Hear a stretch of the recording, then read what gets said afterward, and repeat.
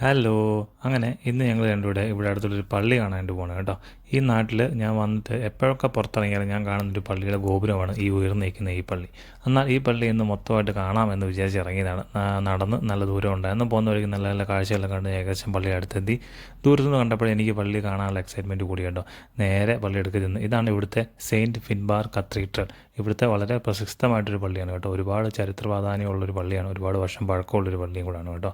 അത് അടിപൊളി ഒരു പള്ളിയാണ്. എനിക്ക് ഇഷ്ടപ്പെട്ടു. ഇങ്ങനെ ഒരു പള്ളി ഞാൻ ആദ്യമായിട്ടാണ് കാണുന്നത്. ഈ ഉണ്ടാക്കി വെച്ചിരിക്കുന്ന പല രൂപങ്ങളും നമ്മുടെ ബൈബിളിനകത്ത് പറഞ്ഞിട്ടുള്ള പലരുടെയും രൂപങ്ങളാണ് ഈ ഉണ്ടാക്കി വെച്ചിരിക്കുന്നത്. പള്ളിക്കകത്ത് കയറാൻ സാധിച്ചില്ല. അന്ന് മെയിൻ്റെനൻസ് വർക്ക് കാരണം ക്ലോസ് ആയിരുന്നു. പള്ളിക്കകത്ത് കയറണമെങ്കിൽ 9 യൂറോസ് കൊടുക്കണം. കോമ്പൗണ്ടിൽ കയറുന്നതിന് പേയ്മെൻ്റ് ഒന്നുമില്ല.